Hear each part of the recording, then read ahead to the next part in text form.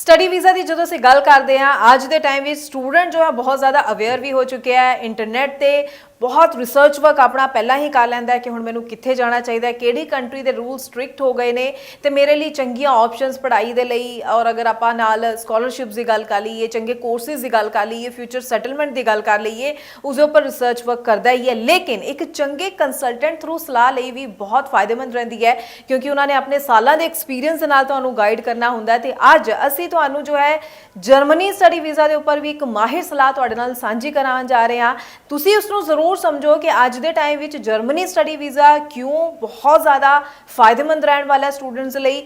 ਜਿਹੜੇ student apply ਕਰ ਚੁੱਕੇ ਨੇ, ਜਿਨ੍ਹਾਂ ਦਾ ਵੀਜ਼ਾ ਆ ਚੁੱਕਿਆ, ਉਹ ਤਾਂ ਇਸਦਾ ਫਾਇਦਾ ਲੈ ਹੀ ਰਹੇ ਨੇ, ਪਰ ਸਟੂਡੈਂਟਸ ਜਿਨ੍ਹਾਂ ਦੇ ਮਾਈਂਡ ਵਿੱਚ ਹਾਲੇ ਕਨਫਿਊਜ਼ਨ ਚੱਲ ਰਹੀ ਹੈ ਕਿ ਅਸੀਂ ਅਪਲਾਈ ਕਰਨਾ ਹੈ ਤਾਂ ਅਸੀਂ ਕਿਹੜੀ ਹੋਰ ਅੱਛੀ ਆਪਸ਼ਨਸ ਦੇ ਨਾਲ ਅੱਗੇ ਵਧੀਏ, ਤਾਂ ਅੱਜ ਦੀ ਵੀਡੀਓ ਧਿਆਨ ਨਾਲ ਸੁਣ ਲਓ, ਵੇਖ ਲਓ, ਸਮਝ ਲਓ ਕਿ ਜਰਮਨੀ ਸਟੱਡੀ ਵੀਜ਼ਾ ਦੇ ਕੀ ਫਾਇਦੇ ਤੁਹਾਨੂੰ ਮਿਲ ਸਕਦੇ ਨੇ। ਸਵਾਗਤ ਹੈ ਜੀ ਸਾਰਿਆਂ ਦਾ, ਮੈਂ ਹਾਂ ਹਰਜੋਤ ਕੌਰ ਔਰ ਇਹ ਪੂਰੀ ਇਨਫੋਰਮੇਸ਼ਨ ਡਿਟੇਲ ਵਿੱਚ ਤੁਹਾਡੇ ਨਾਲ ਸਾਂਝੀ ਕਰਨਗੇ ਸਟੱਡੀਜ਼ ਕੇਅਰ ਅਬਰੋਡ ਤੋਂ ਚੰਡੀਗੜ੍ਹ ਬ੍ਰਾਂਚ ਹੈਡ ਅਨੀਤਾ ਪੰਡਰਾਲ ਜੀ ਸਾਡੇ ਨਾਲ ਨੇ। ਸਤਿ ਸ਼੍ਰੀ ਅਕਾਲ ਜੀ। ਸੋ ਅਨੀਤਾ ਜੀ, ਢੇਰ ਸਾਰਾ ਐਕਸਪੀਰੀਅੰਸ ਤੁਹਾਡੇ ਕੋਲ ਵੱਖ-ਵੱਖ ਕੰਟਰੀਜ਼ ਵਿੱਚ ਤੁਸੀਂ ਢੇਰੋਂ ਪ੍ਰੋਫਾਈਲਸ ਲਗਾ ਕੇ ਉਹਨਾਂ ਦਾ ਵੀਜ਼ਾ ਉਹਨਾਂ ਨੂੰ ਦਿਵਾ ਚੁੱਕੇ ਹੋ, ਸਟੂਡੈਂਟਸ ਨੂੰ ਉਹਨਾਂ ਦਾ ਅਬਰੋਡ ਜਾਣ ਦਾ ਸੁਪਨਾ ਸਾਕਾਰ ਕਰ ਚੁੱਕੇ ਹੋ। ਅੱਜ ਜਦੋਂ ਆਪਾਂ ਜਰਮਨੀ ਸਟੱਡੀ ਵੀਜ਼ਾ ਵੱਲ ਦੇਖਦੇ ਹਾਂ, ਪਹਿਲਾਂ ਤਾਂ ਇਹ ਜ਼ਰੂਰ ਦੱਸੋ ਕਿਹੜੀ ਪ੍ਰੋਫਾਈਲਸ ਦੇ ਲਈ ਜਰਮਨੀ ਸਟੱਡੀ ਵੀਜ਼ਾ ਬਹੁਤ ਅੱਛਾ ਹੈ। ਦੂਜਾ ਇਹ ਵੀ ਦੱਸਿਓ ਕੀ ਫਾਇਦੇ ਉਹਨਾਂ ਨੂੰ ਮਿਲ ਰਹੇ ਨੇ। ਅਗਰ ਆਪਾਂ ਪੂਰੇ ਓਵਰਆਲ ਪ੍ਰੋਸੈਸਿੰਗ ਟਾਈਮ ਦੀ ਗੱਲ ਕਰ ਲਈ ਜਾਂ ਫਿਰ ਸਕਸੈਸ ਰੇਟ ਵੱਲ ਵੀ ਦੇਖਦੇ ਹਾਂ ਤਾਂ ਕੀ फिगर्स ने, की गाइड करना चाहोगे? सो मैम, अगर जर्मनी की हम बात करें तो इस टाइम पे स्टूडेंट्स की जो प्रेफरेंस है, मेन प्रेफरेंस है, वो जर्मनी भी निकल के आ रही है। स्टूडेंट जर्मनी जा रहे हैं बिकॉज जर्मनी जाने में एक तो सबसे पहली बात है कि they are getting the part time jobs. उसके बाद कोर्स कंप्लीट होने के बाद भी उनको अच्छी अच्छी कंपनीज में जॉब मिल रही हैं। अगर मैं बात करूँ तो उनको 29 कंट्रीज़ का परमिट मिलता है कि वो कहीं पे भी जाके सेटल हो सकते हैं, कहीं पे भी जाके अपनी जॉब कर सकते हैं।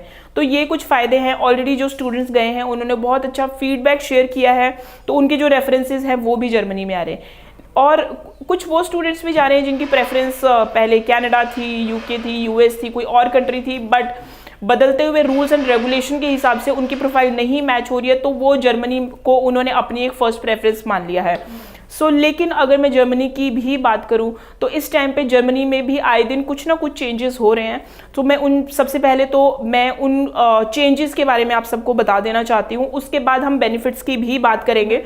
चेंजेस, सबसे पहला जो चेंजेस ये है, जितने भी स्टूडेंट 12th के बाद बैचलर डिग्री के लिए अप्लाई करते हैं उनमें थोड़ी सी प्रॉब्लम आ रही है। मैं प्रॉब्लम बता देना चाहती हूँ वहाँ पे क्यों आ रही है। बिकॉज जर्मनी का जो एजुकेशन फ्रेमवर्क है वो 13 इयर्स का एजुकेशन फ्रेमवर्क है, यानी कि कोई भी स्टूडेंट अगर बैचलर्स के लिए अप्लाई करता है तो उसकी 13 साल की एजुकेशन कंप्लीट होनी चाहिए। ये मे बी कुछ स्टूडेंट्स को पता होगा और कुछ स्टूडेंट को शायद नहीं भी पता होगा।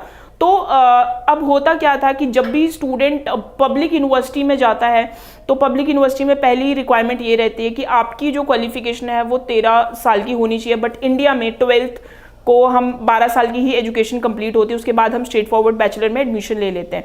तो पब्लिक यूनिवर्सिटीज़ क्या करती थी कि पब्लिक यूनिवर्सिटी 1 साल का फाउंडेशन प्रोग्राम देती थी, लेकिन बहुत सारे स्टूडेंट्स हैं जो पब्लिक यूनिवर्सिटी की जो रिक्वायरमेंट है वो मीट नहीं करते। बिकॉज अगर आपको पब्लिक यूनिवर्सिटी में जाना है तो 95-97% आपके मार्क्स होने चाहिए, 6.57 बैंड होने चाहिए, आपके पास जर्मन लैंग्वेज का B1 B2 लेवल होना चाहिए।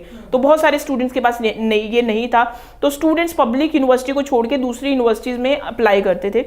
तो अब वो जितनी भी यूनिवर्सिटीज़ थी वो बिल्कुल, आप अगर 12th पास आउट है तो वो स्ट्रेट फॉरवर्ड बैचलर डिग्री का ही प्रोग्राम दे रहे थे। लेकिन अब प्रॉब्लम आ रही है क्योंकि अब हाई कमीशन बिल्कुल ये पूछ रही है कि where is your foundation course, कि आपका 1 साल का जो फाउंडेशन कोर्स था in order to complete your 13 year वो कहाँ पे है।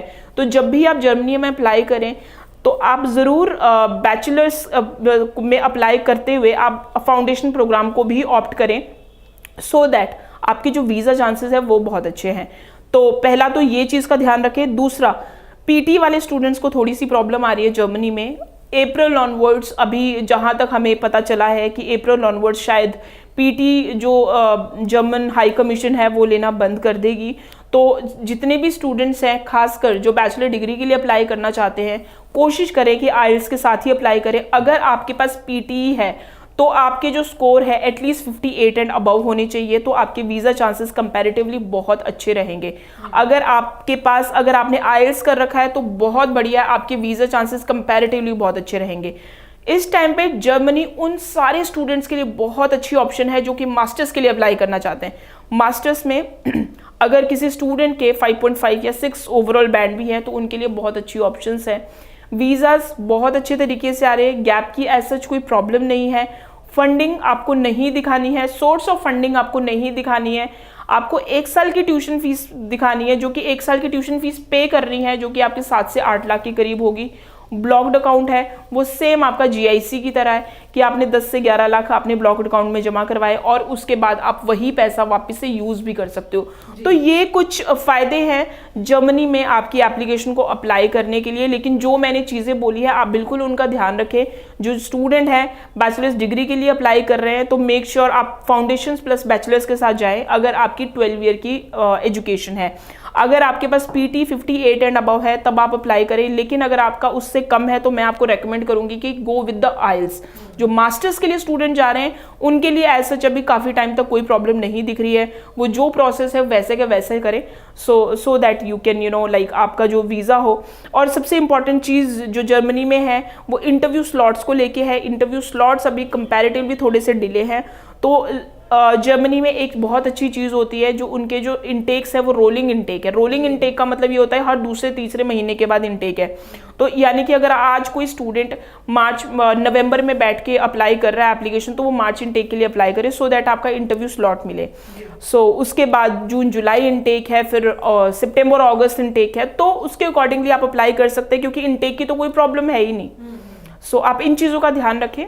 बिल्कुल बिल्कुल। तो ढेर सारी अच्छी ऑप्शंस हैं और रोलिंग इनटेक्स हैं, तो आप कभी भी अप्लाई करें। लेकिन कभी भी का मतलब ये नहीं है कि आप बहुत ज़्यादा टाइम जो है डिले कर दें, क्योंकि जिस तरह से हम देख रहे हैं कि स्टूडेंट्स लगातार अपनी फाइल लगा रहे हैं, तो आप भी कहीं पीछे ना रह जाएं। तो टाइमली ज़रूर अप्लाई कीजिए जर्मनी स्टडी वीज़ा के लिए। मन में कोई और भी सवाल हो कोर्सेज को लेकर, ऑप्शंस को लेकर, तो नंबर लगातार डिस्प्ले है, इस पर कॉल कीजिए, पूरी जानकारी लीजिए। या फिर स्टडीज़ केयर अब्रॉड के आप ऑफिस विजिट कर सकते हैं। अपने डॉक्यूमेंट साथ में ज़रूर लेकर जाइएगा ताकि असेसमेंट करके सही ऑप्शंस आपको गाइड की जा सकें। बहुत बहुत थैंक्स अनीता जी, ये पूरी इन्फॉर्मेशन स्टूडेंट्स के साथ शेयर करने के लिए। आगे भी हम स्टूडेंट्स के लिए इसी तरह से और इन्फॉर्मेटिव वीडियोस लेकर आते रहेंगे। फिलहाल के लिए दीजिए इजाज़त। Thank you so much. Thank you so much.